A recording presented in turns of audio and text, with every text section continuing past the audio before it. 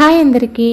అత్తయ్య, మీ అబ్బాయి వచ్చే టైం అవుతుంది, పప్పు గ్రైండర్లో వేసేయమంటారా అని హాల్లో కూర్చుని మామగారు పరశురాంతో కబుర్లు చెప్తున్న అత్తగారు పార్వతిని అడిగింది కోడలు స్నిగ్ధ. కోడలు ప్రశ్నకు గోడ మీద గడియారం వైపు చూసి తలాడిస్తూ, వేసేయమ్మా, ఇంకా లేట్ అయితే వాడు ఆకలి అంటూ గోల చేసేస్తాడు సన్నాసి. తినేదేమీ ఉండదు, కానీ వెరైటీలు మాత్రం కావాలి, టైంకి పొట్టలో పడిపోవాలి. పెళ్ళైనా సరే ఇంకా వాడికి చిన్నపిల్లల మనస్తత్వం పోలేదు అని కొడుకుని తలుచుకుని మురిసిపోతుంది పార్వతి. భర్త గొప్పతనాన్ని ఆ అత్తగారు చెప్పిన తీరుని చూసి ముసిముసిగా నవ్వుకొని వంటగదిలోకి వెళ్ళి నానబెట్టిన పప్పు కడిగి గ్రైండర్లో వేసింది స్నిగ్ధ. అలా అత్త కోడలు మాటలు వింటూ పక్కనే కూర్చున్న మామగారు, ఏంటి పార్వతి, నీ కొడుకు కోసం ఏం స్పెషల్స్ చేస్తున్నావేంటి? ఆ అత్త కోడలిద్దరూ తెగ హడావిడి చేసేస్తున్నారు అన్నాడు. స్పెషల్స్ ఏమీ కాదండి, ఉదయం వాడు టిఫిన్ చేస్తూ అమ్మా సాయంత్రం గారెలు చేయవే, తినాలనిపిస్తుంది అన్నాడు. అందుకని కాస్త పప్పు గారెలకు నానబెట్టాను అంది. 4 రోజుల క్రితం నేను గారెలు చేయమన్నప్పుడేమో ఆయిల్ ఫుడ్ ఎందుకు, ఏం అక్కర్లేదన్నావు. ఇప్పుడు నీ సుపుత్రుడు అడిగేసరికి మాత్రం వెంటనే చేసేస్తున్నావు. ఎంత పక్షపాతం పార్వతి. ఇప్పుడు చేస్తున్న గారెలు నా కొడుకు ఒక్కడే తింటాడా? వాడి పేరు చెప్పుకుని అందరం తింటాంగా. పేరు వాడిది, తినేది మనమును. అయినా ఇన్ని రోజులు మీకు నేను ఏమీ చేసి పెట్టకుండానే గడిచిపోయిందా ఏమిటి? వయసు మీద పడుతున్నప్పుడు తిండి విషయంలో కాస్త జాగ్రత్తగా ఉండమనడం కూడా తప్పేనా అంటూ భర్తకు సమాధానం చెబుతూ వంటగదిలోకి వెళ్ళింది పార్వతి. భార్య సమాధానానికి నవ్వుకొని పక్కనే ఉన్న టీవీ ఆన్ చేసి వార్తలు చూడడంలో మునిగిపోయాడు పరశురాం. ఏమ్మా, పప్పు నలిగిందా? ఇంకాస్త నలగాలత్తయ్యా. అయితే నువ్వు దాని పని చూసి గారెలు వేసాయి, నేను కొబ్బరి మామిడి పచ్చడి రోట్లో రుబ్బుకొస్తాను. వాడికి పచ్చడి రోట్లో రుబ్బుతేనే నచ్చుతుంది అంటూ పెరట్లోని రోడ్డు దగ్గరకు వెళ్ళింది పార్వతి. ఇంతలో ఆఫీస్ నుంచి వచ్చిన సందీప్ ల్యాప్టాప్ బ్యాగ్ సోఫాలో పెట్టి నీరసంగా సోఫాలో కూలబడ్డాడు. సోఫాలో కూలబడిన కొడుకును, ట్రాఫిక్ ఎక్కువగా ఉందిరా, లేట్ అయింది అడిగాడు పరశురాం.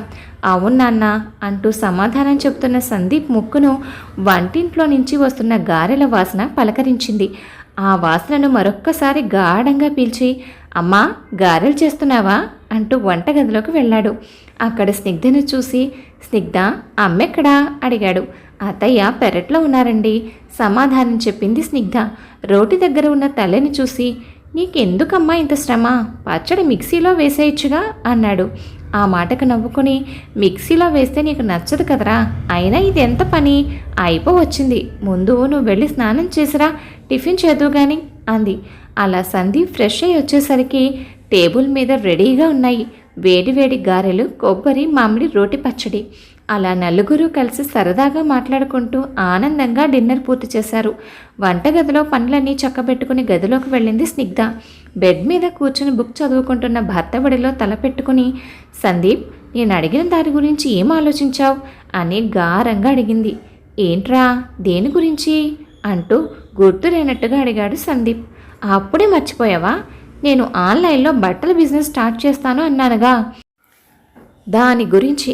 ఓ అదా అంటూ తను చదువుతున్న బుక్ని పక్కన పెట్టి తన ఒడిలో ఉన్న స్నిగ్ధ కురులలోకి తన మునివేళ్లు పోనిస్తూ, దానికి నాకు ఏం అభ్యంతరం లేదరా, నీ ఇష్టాన్ని నేనెందుకు కాదంటాను, కాకపోతే అమ్మా నాన్నలే ఏమంటారో అని చిన్న అనుమానం. నాన్నగారు కూడా పర్వాలేదు, ఒప్పుకుంటారని అనిపిస్తుంది. ఇక అమ్మ విషయమే ఆలోచించాలి, ఏమంటుందో మరి. సర్లే, కంగారు పడకు, అమ్మ మూడు బాగున్నప్పుడు నేను అడిగి చూస్తాను అంటూ భార్యను తన చేతులతో చుట్టేశాడు. ఆ మరుసటి రోజు ఉదయం ఆఫీస్కు సెలవు కావడం వల్ల తీరిగ్గా కూర్చుని పేపర్ చదువుతున్న తండ్రి కొడుకుల పక్కన వచ్చి కూర్చుంది పార్వతి. అలా ముగ్గురు కూర్చుని పేపర్లో సంగతుల గురించి మాట్లాడుకుంటూ నవ్వుకుంటున్నారు. అదే సరైన సమయం అని మొదలుపెట్టాడు సందీప్. అమ్మా, మీతో ఓ విషయం చెప్పాలి అన్నాడు. ఏంట్రా కొత్తగా మాట్లాడుతున్నావు? మాతో మాట్లాడడానికి కూడా పర్మిషన్ అడుగుతున్నావా ఏంటి?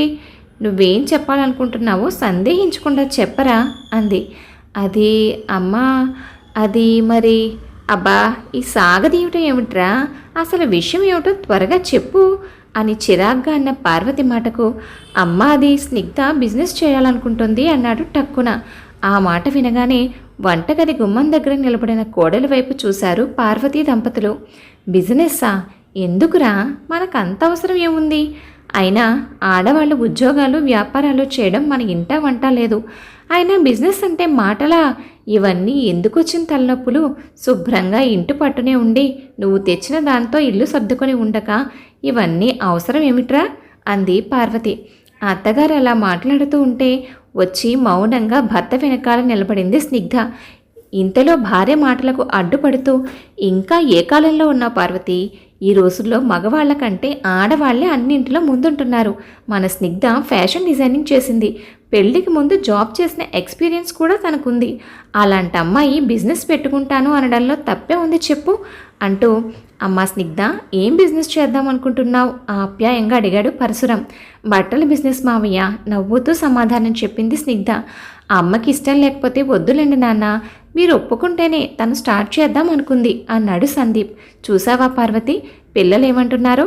వాళ్ళు మన పెద్దరికానికి ఒక గౌరవం, మన మాటకి ఒక విలువ ఇచ్చి మనల్ని ఇలా అడిగినప్పుడు, వాళ్ళు చేసేది మంచి పని అయినప్పుడు వాళ్ళని ప్రోత్సహించి వాళ్ళకి అండగా ఉండడం మన బాధ్యత. అంతేకాని వారి ఎదుగుదలకు మనం అడ్డుగోడలా ఉండకూడదు. అసలు ఈ కాలంలో పిల్లలు ఎలా ఉంటున్నారో నువ్వు చూస్తున్నావుగా అన్న భర్త మాటలకు ఆలోచనలో పడింది పార్వతి. నిజమే, స్నిగ్ధ సందీప్ల పెళ్లి జరిగి 6 నెలలు పూర్తి కావస్తుంది. ఇన్ని రోజుల్లో కోడలు అంత చదువుకున్నా తనలో ఎప్పుడూ ఆ గర్వం పొగరు కనపడలేదు. అత్తమామల్ని అమ్మా నాన్నలుగా చూసుకుంటూ మాతో ఎంతో కలిసిపోయింది. చక్కనైన కట్టుబొట్టు, ముచ్చటైన మాట తీరుతో అందరితోనూ కలిసిపోతుంది అని మనసులో అనుకుని గదిలోకి వెళ్ళి బీరువాలో నుంచి కొంత డబ్బు తెచ్చి కోడలికిస్తూ, నీకు నచ్చినట్టు చెయ్యమ్మా అంది. అత్తగారు ఒప్పుకున్నందుకు సంతోషపడుతూ, డబ్బేమీ వద్దత్తయ్యా, పెళ్లికి ముందు నేను జాబ్ చేసి దాచుకున్న డబ్బు కొంత ఉంది, మిగతాది బ్యాంక్ లోన్ తీసుకుంటాను, మీరు ఒప్పుకున్నారు అంతే చాలు అంది. మన కింది పోర్షన్ ఖాళీగానే ఉంది కదమ్మా, ముందు అందులోనే స్టార్ట్ చేసుకో అన్నాడు పరశురాం. ఒరేయ్, కోడలు బిజినెస్ పెడతానంటే ఒప్పుకోవడమే కాదు, తనకి పనుల్లో కాస్త సాయంగా కూడా ఉండాలి. అన్నీ తన ఒక్కతే చూసుకోవాలంటే కష్టం అవుతుంది అంటూ, నీకు ఇంకేదైనా సాయం కావాలంటే నన్ను అడగమ్మా అన్నాడు పరశురాం. తండ్రి మాటకు అలాగేనంటూ తలాడించాడు సందీప్. అలా మొత్తానికి ఒక మంచి రోజు అన్ని ఏర్పాట్లు చేసుకుని మామగారి సలహాతో స్నిగ్ధ అనే ఒక బ్రాండ్ పేరుతో బిజినెస్ స్టార్ట్ చేసి రాత్రింబవళ్ళు కొత్త కొత్త డిజైన్స్ క్రియేట్ చేస్తూ ప్రారంభించిన కొంతకాలానికే తన బ్రాండ్కు ఒక మంచి పేరు తెచ్చుకుంది. వెరైటీతో పాటు అన్ని వర్గాల వారికి అందుబాటు ధరల్లో వస్త్రాలు దొరుకుతాయన్న పేరు నిలబెట్టుకుంది. సంవత్సరం తిరిగేసరికి కొత్త కొత్త బ్రాంచ్లు కూడా పెంచింది. భారీ బిజినెస్ ఎక్కువ అవడంతో సందీప్ కూడా జాబ్ వదిలేసి బిజినెస్లోకి వచ్చేశాడు.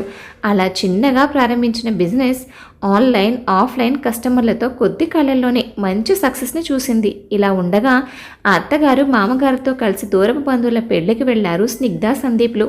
పెద్దగా ఆర్భాటంగా ఉండడం ఇష్టపడిన స్నిగ్ధ ఆ పెళ్లికి కూడా చాలా సింపుల్గా రెడీ అయి వెళ్ళింది. పెళ్లిలో ఎదురొచ్చిన బంధువులందరినీ నవ్వుతూ పలకరించింది స్నిగ్ధ.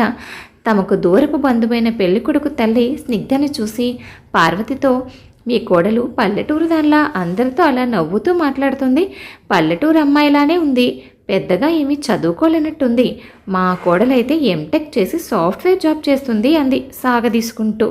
ఆవిడ మాట్లాడుతున్న మాటలు పక్కనే ఉన్న సందీప్కి కూడా అస్సలు నచ్చలేదు. ఏమిటమ్మా ఇది, ఈ సెల్ఫ్ డబ్బా ఎంతసేపు, వచ్చిన దగ్గర నుంచి చూస్తున్నాను, పోనీలే పెద్దావిడ కదా అని ఊరుకుంటున్నాను. అసలు పెళ్లి కూతురు పెళ్లి కొడుకుతో సహా వాళ్ళ ఫ్యామిలీ అంతా కట్టుకున్న బట్టల్ని స్నిగ్ధ డిజైన్ చేసింది తెలుసా? అది తెలియక ఆవిడ ఎలా మాట్లాడుతుందో అనేసరికి పార్వతి పెళ్లి కొడుకు తల్లి దగ్గరకు వెళ్ళి, పెళ్లి కూతురు పెళ్లి కొడుకు బట్టలతో పాటు మీ బట్టలు కూడా చాలా బాగున్నాయి, ఎక్కడ తీశారు అని అడిగింది ఏమీ తెలియనట్టుగా.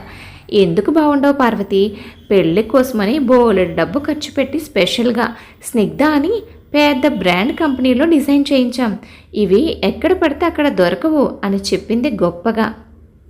ఇంతకీ ఇప్పుడు నువ్వు గొప్పగా చెప్తున్న ఆ స్నిగ్ధ ఎవరో కాదు, మా కోడలు అని గర్వంగా చెప్పింది పార్వతి. ఆ మాటకి షాక్ కొట్టిన దానిలా నిలబడిపోయింది పెళ్లి కొడుకు తల్లి. దూరంగా బంధువులందరితో కలిసి నవ్వుతూ మాట్లాడుతున్న కోడల్ని చూసి మురిసిపోతూ, ఆ రోజు నేను బిజినెస్ పెట్టడానికి అడ్డు చెప్పి ఉంటే ఈరోజు స్నిగ్ధ ఈ స్థాయికి వచ్చేది కాదు. తన కాళ్ళ మీద తను నిలబడడంతో పాటు ఈరోజు ఎంతోమందికి వేలల్లో జీతాలిస్తూ వాళ్లకు అండగా ఉంటూ లక్షల్లో ఆదాయాన్ని చూస్తుంది. మన మధ్యలో సాధారణంగా ఉంటూ ఎంతో టాలెంట్ ఉన్న ఆడవాళ్లకు తగిన ప్రోత్సాహాన్ని ఇచ్చి అండగా నిలబడితే వాళ్ళు ఎంత ఎత్తుకైనా ఎదగగలరు అన్నదానికి నా కోడలే ఒక చక్కటి ఉదాహరణ అనుకుంది మనసులోనే పార్వతి. కథ విన్నారు కదా అండి. కథపై మీ అభిప్రాయాన్ని తప్పకుండా కామెంట్ చేయండి. మరొక మంచి కథతో మళ్ళీ కలుద్దాం. ఉంటాను మరి.